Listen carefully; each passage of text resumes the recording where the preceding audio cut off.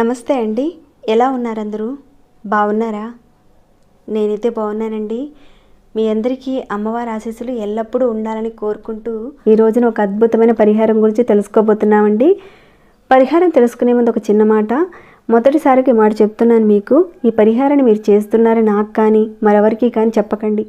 వీడియోలో నేను మీకు క్లియర్గా ఫుల్ ఇన్ఫర్మేషన్ ఇస్తాను. వీడియో స్కిప్ చేయకుండా ఎండింగ్ వరకు చూడండి. ఇంతకీ ఈ పరిహారాన్ని ఎలాంటి సమస్యలు ఉన్నవారు చేసుకోవాలి, ఎవరు చేసుకోవాలనేది చూసుకున్నట్లయితే, మొదటగా భార్యాభర్తల మధ్య ప్రేమానుబంధాలు లేవు, ఇలా అడుగుతున్నారు చాలామంది. ఇంకాను కుటుంబ సభ్యుల మధ్య, అంటే అత్తగారు కావచ్చు, మామగారు కావచ్చు, ఇతర కుటుంబ సభ్యులతో సత్సంబంధాలు అనేవి సరిగ్గా లేవు, ప్రేమానురాగాలు లేవు.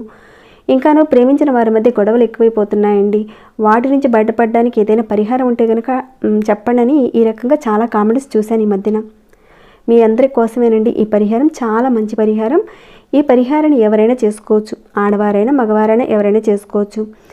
ఇప్పుడు చూసే ఈ పరిహారం వశీకరణకు సంబంధించిన పరిహారం. ఎలాంటి సైడ్ ఎఫెక్ట్స్ అంటూ ఏమీ ఉండవండి. పాజిటివ్గా ఉంటుంది పరిహారం. ఎలాంటి భయం అనేది లేకుండా చక్కగా చేసుకోవచ్చు. ఇలాంటి పరిహారాలు మీరు స్కిప్ చేయకుండా ఎండింగ్ వరకు చూడాలి వీడియోని. ప్రతి పాయింట్ మీకు అర్థమవుతుంది, లేదంటే చాలా డౌట్స్ వచ్చేస్తాయి. ఎందుకంటే ఇలాంటి పరిహారాలు మీరు చేసేటప్పుడు ఎలాంటి డౌట్స్ అనేటివి పడకుండా సక్రమంగా నమ్మకంతో విశ్వాసంతో ఆ పరిహారాన్ని చేస్తేనే మంచి రిజల్ట్స్ ఉంటాయి. ఈ పరిహారాన్ని రిలేషన్షిప్స్ డెవలప్మెంట్ కోసము, అలానే ప్రేమికుల మధ్యన ప్రేమ ఉంది కానీ కొన్ని అడ్డంకుల వల్ల ఇబ్బంది పడుతుంటే మీరు ఈ పరిహారాన్ని చేసుకోవచ్చు. ఇంకా చెప్పాలంటే భార్యాభర్తల మధ్యన అనవసరమైన విషయాల వల్ల విడిపోయారు, ఇంకా కుటుంబ సభ్యుల మధ్య గొడవల వల్ల విడిపోవడము, దూరంగా ఉండడము, ప్రేమ లేకుండా ఉండడము, ఇలాంటివి ఉన్నప్పుడు మీలో ఈ పరిహారం మీరు చేసుకోవచ్చు. ఇంతకీ ఈ పరిహారాన్ని ఎప్పుడు చేయాలంటే శుక్రవారం రోజున చేయాలి. ఈ పరిహారాన్ని ఎవరైతే చేస్తున్నారో మీరు మనస్ఫూర్తిగా నమ్మకంతో చేయండి, అలానే ప్రేమతో చేయాలి. అవతల వాళ్ళ మీద ద్వేషంతోనూ ప్రతీకారంతోనూ ఇంకా వాళ్ళ మీద ఏదో చేసేయాలి, సాధించాలని, వాళ్ళు ఇబ్బంది పెట్టాలని ఇలా మీరు పరిహారాన్ని మాత్రం చేయకండి. మీరు వశీకరణగా ఈ పరిహారం చేస్తే ఎలాంటి ప్రయోజనం ఉండదో, ఫలితం రాదు మీకు. ఎందుకంటే ఈ పరిహారాన్ని మీరు చేసేటప్పుడు ధర్మబద్ధంగా మీ మనసు ఉండాలి. మీరు ఏదైతే ఇబ్బంది పడుతున్నారో అది ధర్మబద్ధంగా ఉండాలి. అప్పుడే ఈ పరిహారం బాగా పనిచేస్తుంది. మన చుట్టూ ఉన్న శక్తి, మన మానసిక శక్తి, మనలో ఉన్న దైవశక్తి, ఈ మూడు ఏకమైతే ఈ పరిహారానికి మంచి సక్సెస్ ఉంటుందండి. మరి పరిహారాన్ని ఎలా చేయాలి ఏంటనేది చూద్దాము. అంతకన్నా ముందు ఒక చిన్న రిక్వెస్ట్ అండి. ఎప్పుడు చెప్పామంటే ప్రతి వీడియోలో ఈ వీడియోకి ఒక చిన్న లైక్ చేయండి. సబ్స్క్రైబ్ కాకుండా ఎవరైనా కొత్తవారు వచ్చి చూస్తుంటే మన ఛానల్కి సబ్స్క్రైబ్ చేసుకొని బెల్ బటన్ ప్రెస్ చేసి ఆల్ అనే నోటిఫికేషన్ని ఆన్లో పెట్టుకోండి. ఇంకా చాలామంది పరిహారాల గురించి అడుగుతున్నారు కదండి, సమస్యల గురించి. మన ఛానల్లో చాలానే ఉన్నాయండి పరిహారాలు, పూజలు. మీరు ఒకసారి ఛానల్లోకి వెళ్ళి చూసి మీ మనసుకు నచ్చింది, మీరు చేయగలిగేది, అలానే అక్కడ చెప్పే పదార్థము, సమయము అన్నీ మీకు కుదిరాయి అనుకున్నప్పుడు ఆ పరిహారాన్ని ఎంచుకొని మీరు ప్రయత్నం చేయండి. మీరు చేసిన తర్వాత మీకు వచ్చిన మార్పుని, రిజల్ట్ని నాతో షేర్ చేసుకోవడం మర్చిపోకండి. ఈ వీడియోని ఎండింగ్ వరకు చూడండి, మళ్ళీ చెప్తున్నాను. ఓకేనండి, ఇక మన వీడియో మాటకి వెళదాము. ఇక ఈ పరిహారం విషయానికి వస్తే వస్తువుల విషయానికి వద్దాము.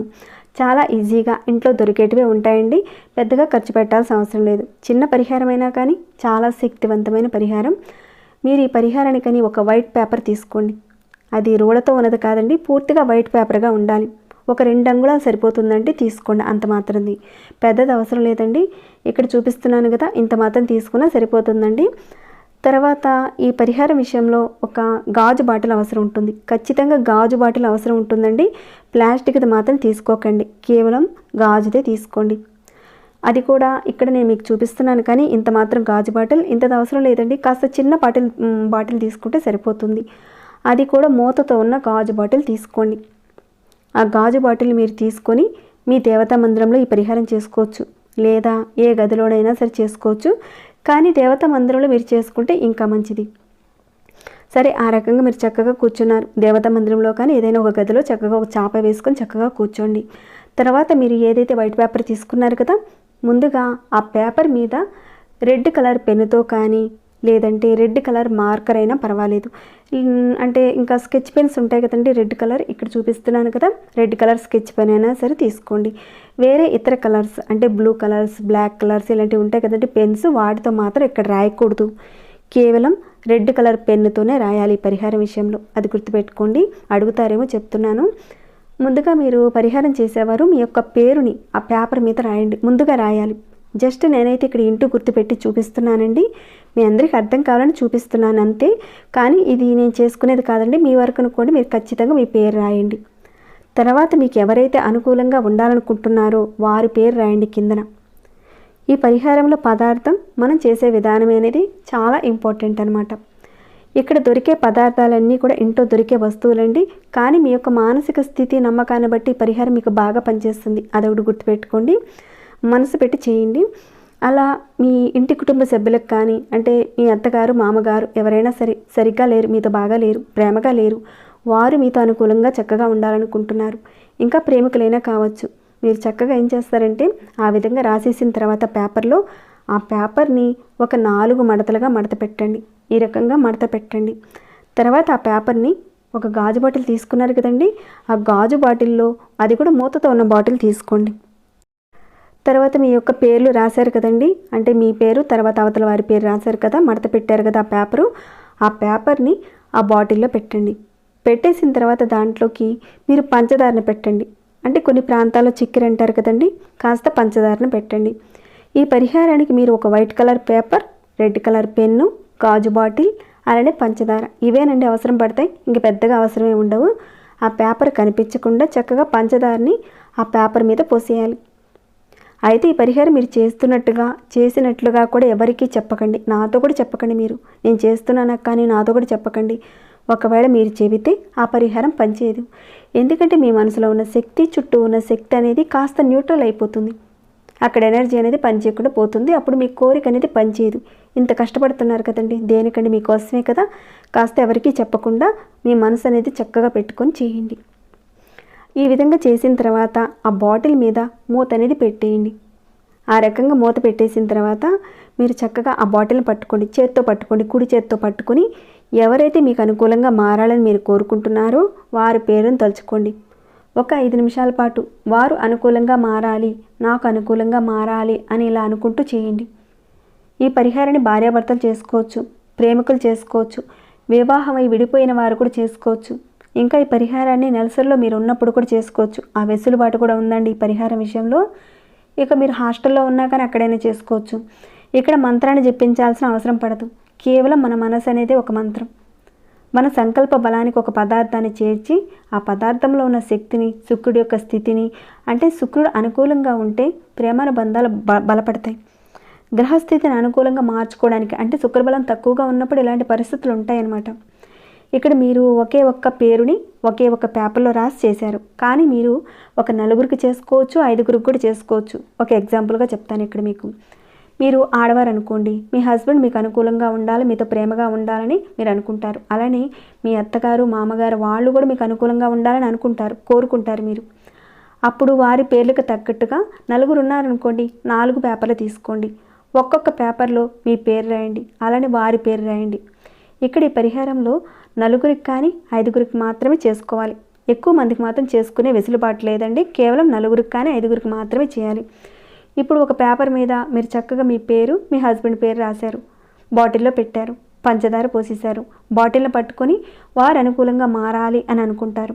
అదేవిధంగా మీ అత్తగారు మీకు మారాలి అనుకుంటున్నారు. మీ అత్తగారి పేరు రాయండి, మీ పేరు రాయండి, అలానే బాటిల్ని పెట్టండి. ఆ బాటిల్లో పెట్టి ఆ పేపర్ని పంచదారతో నింపి మళ్ళీ పట్టుకోండి. ఒక 5 నిమిషాల పాటు వాళ్ళు అనుకూలంగా మారాలి అని అనుకోవాలి. ఇక్కడ నేను చేసి చూపిస్తున్నాను కదండి, ఆ రకంగా మీరు చేసుకుంటూ వెళ్ళాలి. మీరు 5గురికి కానీ 4గురికి కానీ ఇదే రకంగా చేయండి. ఇక్కడ చూపిస్తున్న విధంగా మూత మాత్రం గట్టిగా పెట్టేయండి చివరన.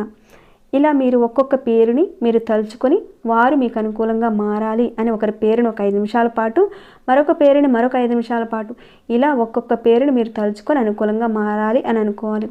ఇప్పుడు మీరు 5గురికి చేశారనుకోండి, 5 × 5 ఎంత అవుతుందండి? 25 నిమిషాల పాటు మీరు కదలకుండా అక్కడే చక్కగా కూర్చొని బాటిల్ని చేతిలో పట్టుకొని ఎవరెవరి పేరు మీరు రాశారో వారి పేరుకి 5 నిమిషాల పాటు మీరు కేటాయిస్తూ 25 నిమిషాల పాటు చేయవలసి ఉంటుంది. 5గురికి అయితే వారు మాకు అనుకూలంగా మారాలి, మీతో బాగుండాలని కోరుకోండి, మా మధ్య ఉన్న గొడవలు తగ్గిపోవాలి అనుకోండి. ఇలా చేసిన తర్వాత ఆ బాటిల్ని మీరు ఎవరికీ కూడా కనిపించకుండా ఎక్కడైనా ఒక కబోర్డ్లో కానీ ఎక్కడైనా సరే దాచిపెట్టండి. ఇలా పెట్టిన తర్వాత పంచదార రెండవ రోజు కానీ మూడవ రోజు కానీ అది కరిగిపోవచ్చు. అంటే అది కొందరికి జరుగుతుంది అట్లా. ఒక్కోసారి వారం కూడా పట్టచ్చు, నెల కూడా పట్టచ్చు. మీరు చేస్తున్నప్పుడు పంచదార నీరుగా మారిపోతే దాన్ని తీసేయండి. మళ్ళీ ఒక శుక్రవారం రోజున మళ్ళీ ఇదే రకంగా చేయండి. ఇది ఎంత తొందరగా వాటర్గా మారిపోతుందో మీ ప్రేమలో అంత దోషం ఉందని అర్థం. గట్టిగా మీరు మూత పెట్టినా కానీ అది నీరుగా అయిపోతుంటే మీరు రియల్గా కాకుండా ఏదో వ్యక్తిగత స్వార్థంతో ప్రేమిస్తున్నారని అర్థం. వారిని వశీకరణ చేసుకుంటున్నారని అర్థం. అలా వాటర్గా మారిపోకుండా ఉంటే మీరు ఖచ్చితంగా వారిని రియల్గా ప్రేమిస్తున్నారని అర్థం. ఇక ఆ బాటిల్ని మీ ఇంట్లో ఉన్న కుటుంబ సభ్యులకి ఎవరికీ కూడా కనిపించని ఒక ప్రదేశంలో పెట్టండి. ఏదైనా ఒక డబ్బాలో కానీ అట్టపెట్టెలో కానీ అలా పెట్టేసేసుకోండి, ఎవరికీ కనపడదు. మీరు కదపకుండా అక్కడే ఉంచండి. మీరు చూస్తూ అనుకోవాలి, ఆ బాటిల్ని చూస్తూ ప్రతిరోజు అనుకోవాలి, వారు అనుకూలంగా మారాలి, వారు అనుకూలంగా మారాలి అని అనుకుంటూ ఉండండి. కానీ ఆ బాటిల్ని మాత్రం మీరు పట్టుకోకండి. ఓన్లీ డబ్బాని చూసి మాత్రమే మీరు అనుకోవాలన్నమాట. ఈ పరిహారాన్ని మీరు ప్రతి శుక్రవారం చేసుకోవచ్చు. వీలు కాని వారు నెలకు ఒకసారి చేసుకోవచ్చు. నెలలో వచ్చే ఒక శుక్రవారం రోజున చేసుకోండి. ఓపిక లేని వారు ఒకసారి చేయండి. 3 నెలల వరకు దాన్ని టచ్ చేయకుండా అక్కడే ఉంచేయండి. దీన్ని వారం చేయొచ్చు, 2 వారాలకు చేయొచ్చు, 3 నెలలకు ఒకసారి చేసుకోవచ్చండి. మీ అందరికీ అర్థమైంది అనుకుంటున్నాను.